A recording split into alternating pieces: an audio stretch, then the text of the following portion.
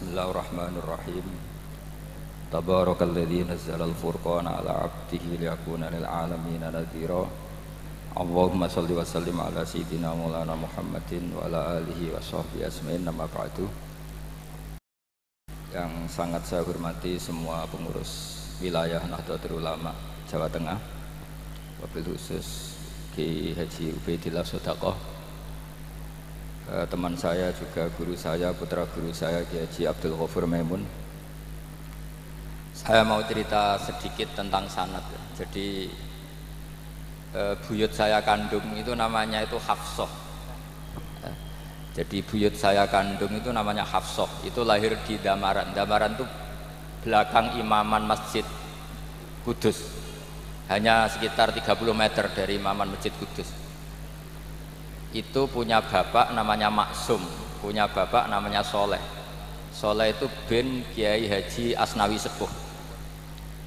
Nah, yang Mbah Soleh saya itu, saya generasi ke-7 dari Mbah Soleh itu.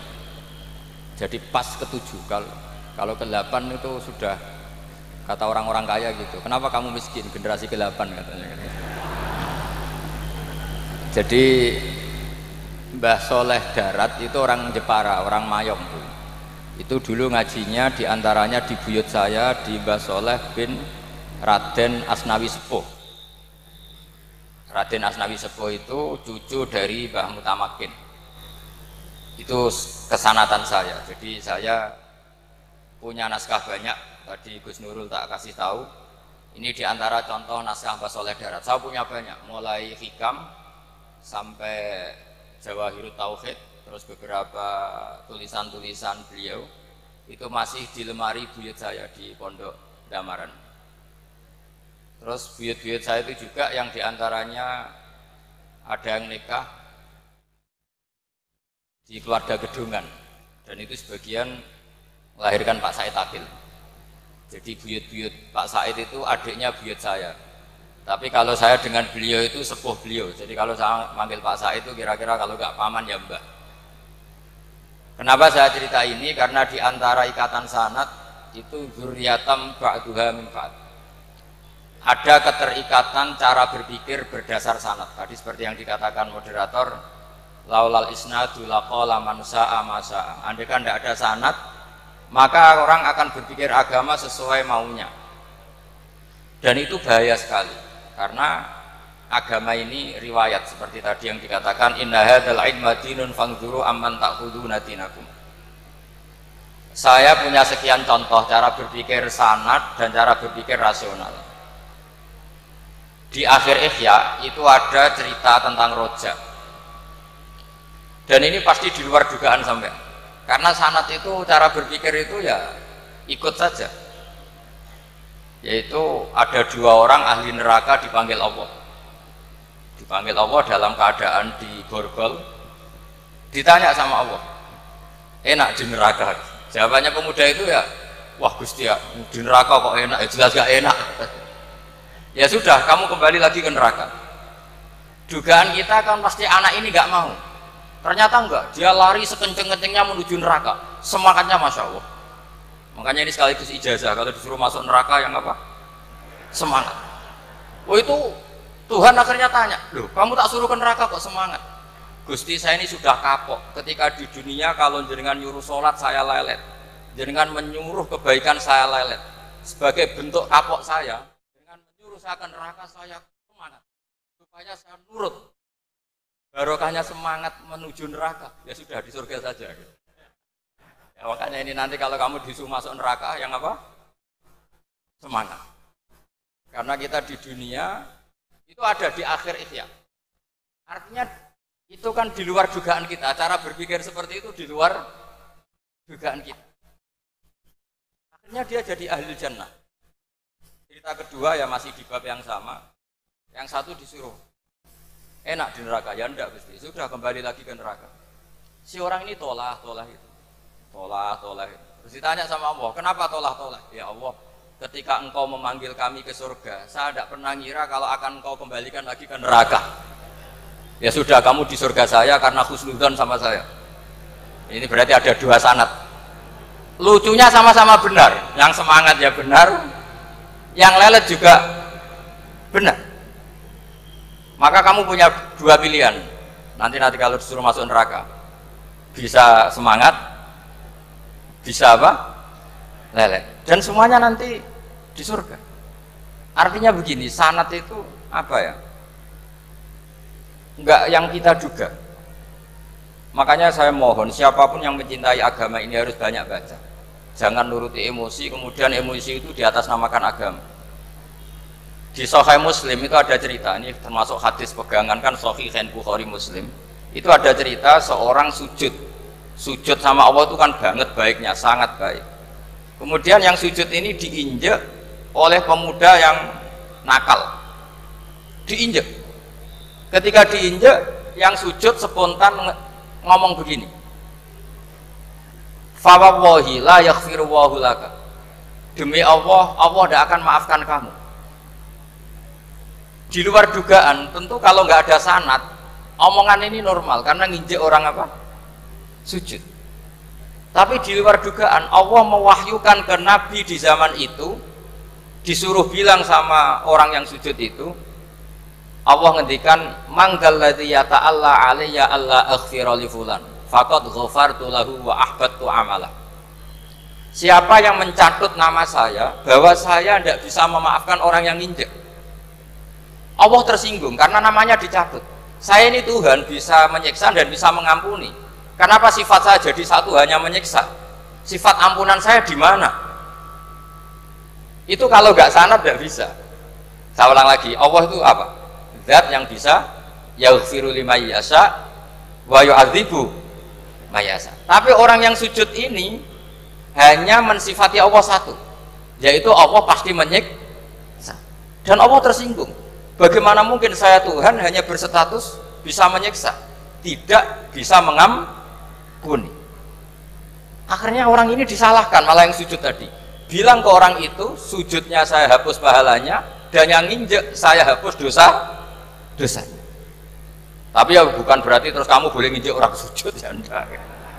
Artinya gini loh, saya hanya memperkuat moderator tadi, berpikir agama itu berdasar sanad. Kalau nuruti emosi pasti kita akan setuju Allah tidak ngampuni yang menginjak.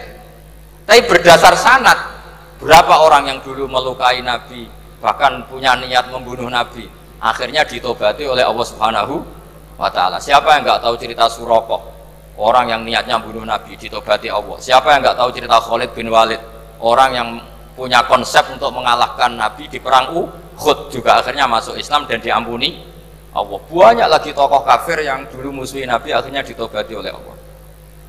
Sehingga ketika Nabi sangat marah ya dengan mereka yang kafir, malah ada ayat turun laisa laka minal amri syai'un aw yatuba alaihim aw yu'adzibahum, bahwa wilayah mengampuni dan memaafkan itu wilayah Allah. Tentu kita secara syariat akan mengatakan yang injak itu salah, pasti itu. Kalau yang injak itu pasti salah, yang kafir pasti salah. Tapi jangan katakan kalau Allah tidak bisa menobati mereka. Lagi-lagi yang bisa mengertikan itu apa? Sanad.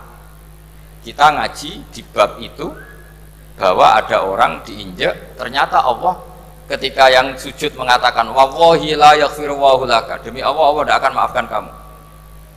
Loh, mensifati Allah dengan satu sifat la yaghfiru itu Allah tersinggung karena Allah bisa yaghfir. Makanya ini penting sekali saya utarakan supaya kita ini bicara itu sesuai sanad. Karena andaikan tidak sanad, agama ini di logika, kemudian logika orang itu berbeda-beda.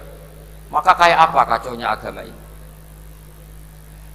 Terus yang ketiga, saya beri sekian contoh. Ini saya bawa kitab hikam yang diterjemah oleh Mbah Soleh Darat. Saya dulu pernah ngaji hikam sama banyak Gus Zofur. Cara berpikir Abul Hasan Asyadzili misalnya, umumnya orang itu kan kalau amal itu ingin diterima ya, kalau sujud ingin diterima Allah, kalau sholat ingin diterima Allah, dan kalau sangat ingin itu biasanya terus berlebihan, saking berlebihannya terus nangis minta amalnya diterima gitu. Tapi efek negatifnya gini, jangan-jangan nggak diterima, lalu kalau nggak diterima gunanya apa? Ini buruk sekali kalau mulai tanya sujud saya jangan-jangan nggak diterima, kalau nggak diterima gunanya apa? Itu menurut Abul Hasan Asyadzili itu pertanyaan dari setan. Bagaimana mungkin kita pernah menyesal atau menyesali sujud yang pernah kita lakukan untuk Allah Subhanahu wa taala. Wong dadi kawulane Allah, wis dikai bumi, dikai oksigen, dikai rezeki, tahu sujud, bareng dikasih tahu Jibril, sujud kamu gak diterima. Wah, getun aku sujud be Allah. Masa sujud sama Allah getun. Maka kata Abul Hasan Asadili begini. Kafa bika jazaan an radiyaka laka ahlan.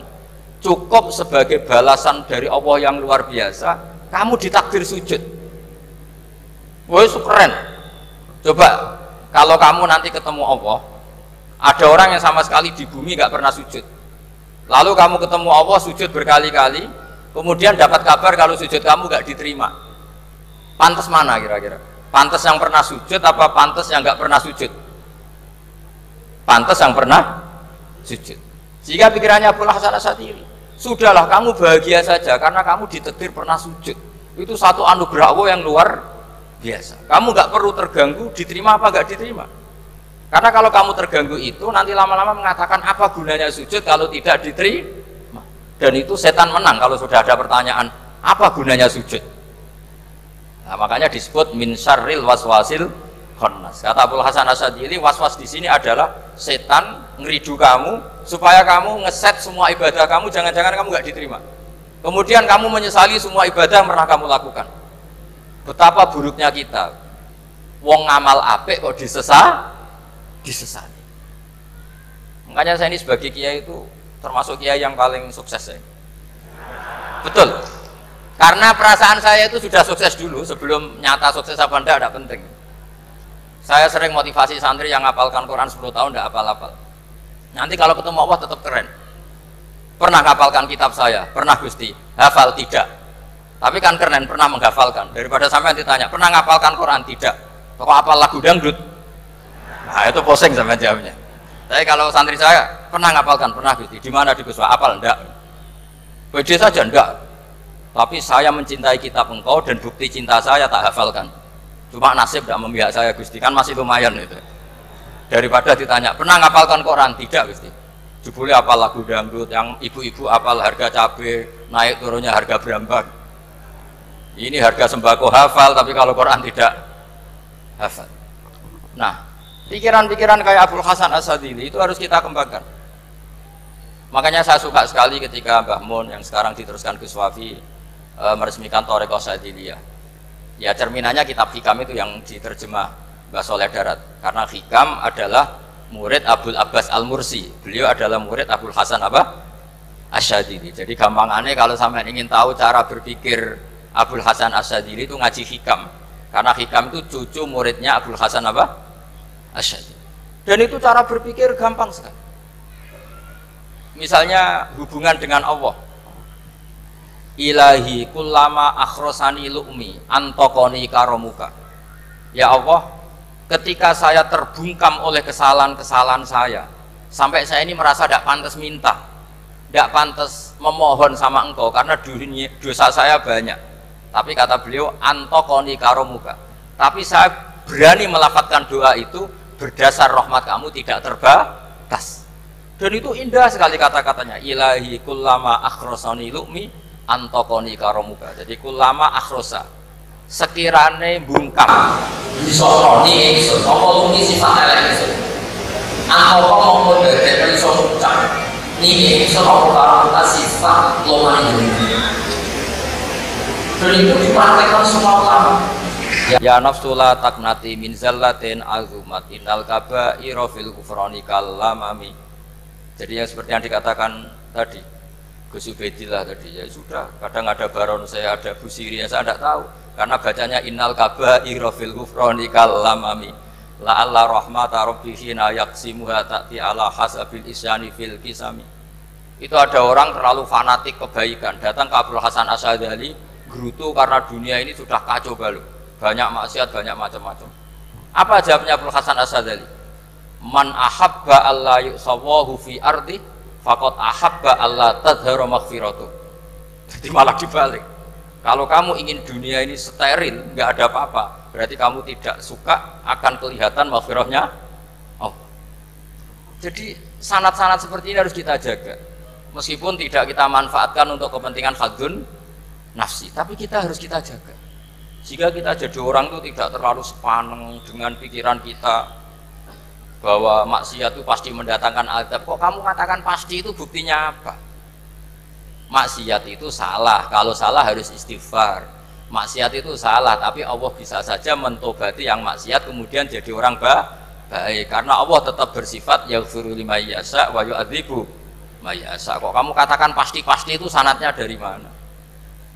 Jadi ini pentingnya sanad ya. Jadi kita harus terus menjaga sanad ini supaya cara berpikir agama sesuai garis yang pernah ditulis oleh para ulama yang semua itu musalsal ila Rasulillah Shallallahu Alaihi Wasallam. Terus ini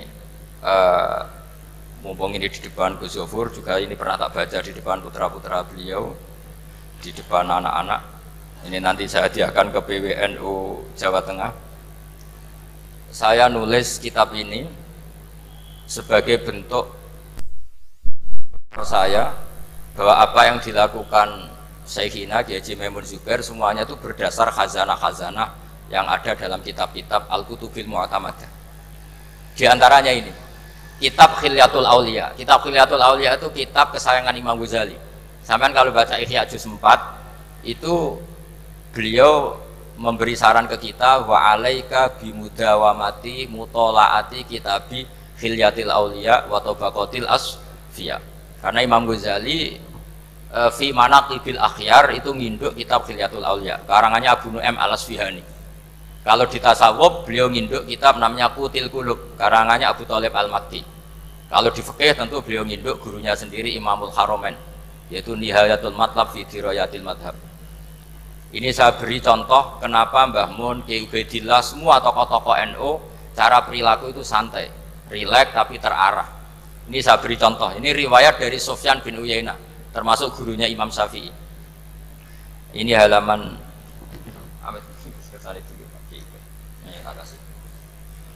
yang pengurusan halaman 24. Ya ini di halaman 24 saya terangkan An Sufyan bin Uyainah kana Isa wa Yahya alaihi wassalam ya'tiyanil qaryata fayas'alu Isa an syirari ahliha wa yas'alu Yahya an khiyari ahliha faqala lahu Yahya lima tanzilu ala syirarin nas qala innama ana tabibun udawil mardo. Ini di juz 7 halaman 323. Jadi mulai dulu ulama itu ada yang fokus ngelola orang-orang soleh, tapi ada juga yang mendokteri orang-orang yang macam-macam. Nabi Isa itu kalau di satu daerah tanya, di sini yang orang nakal-nakal di mana? Oh di situ. Terus beliau ke situ. Ditanya Nabi Yahya, kenapa ke situ? Saya ini nabi. Nabi itu biman zilatit tabib.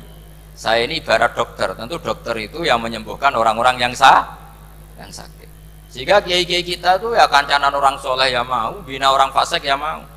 Lah yang nggak boleh itu yang potensi katut fasik, itu nggak boleh. Jadi apa ya supaya kita itu melihat sesuatu itu tidak seudon kiai kok berteman orang fasik. Saya berkali-kali bilang berteman orang fasik itu haram. Tapi kalau dibalik pertanyaannya, membina orang fasik hukumnya gimana? Baik, bisa membina kalau berteman, ya sudah dibolak-balik gitu. Tapi kalau dibalik berteman orang fasik menjadi fasik, ya jangan berteman kalau buatnya masih seperti itu. Ya terus saya teruskan ya. Sayyidina Umar itu terkenal orang yang sangat keras. Sayyidina Abu Bakar terkenal orang yang layyinal janib, orang yang sangat santun, sangat sopan. Tapi anehnya ketika Abu Bakar mau wafat, itu khilafah atau khalifah itu diwasiatkan supaya yang mimpin itu Umar. Padahal orangnya sangat keras. Tapi yang jarang diketahui publik adalah ngiranya Umar keras itu wataknya. Ternyata enggak. Di sini diterangkan Umar wataknya itu sebetulnya bisa memilih keras atau halus. Ini saya baca ya di halaman 25. Beliau ditanya oleh Abdurrahman bin Auf. Terus beliau menjawab, ya Abdurrahman, wallahi laqad lintu linnasi hatta khasyitu wa fil lain. Tsumma staddattu alaihim hatta khasyitu wa fi siddah. Fa ainal makhraj. Terus di sini saya terjemah, saya saat lunak juga takut sebab lunak bisa dianggap pembiaran, tapi saya juga takut Allah saat keras sebab keras jangan-jangan termasuk tanfir, orang lari dari kebenaran. Ya misalnya gini, sampean punya anak putri atau punya ponakan pacaran gitu. datang ke kamu sama cowoknya. Kalau kamu lunak, pasti ponakan kamu ngira wong Pak D gak apa-apa. Padahal Pak D saya itu kiai, ternyata saya gak ditegur. Lunak itu punya akibat dianggap pembiaran terhadap maksi. Ya. Tapi kalau kamu keras, wah nak nenggonku tak wantemi watu. Kan nggak pernah ke kamu, bagaimana bina wong sowan saja gak berani. Artinya efeknya sama. Terlalu lunak ya punya efek tidak bisa bina, terlalu keras juga punya efek tidak bisa bina. Maka kata Sayyidina Umar, fawallahi laqad lintu linnas hatta khasyitu wa fillan. Artinya saat bersikap lunak saya takut Allah karena lunak bisa dianggap pembiaran terhadap maksiat. Summa statattu alaihim hatta khasyitu wa fi syiddah.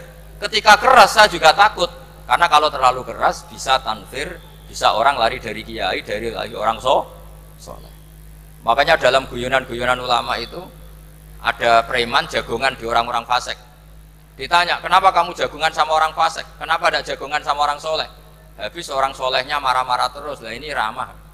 Makanya saya milih yang ramah saja. Gitu. Itu meskipun guyonan tapi pelajaran bagi kita.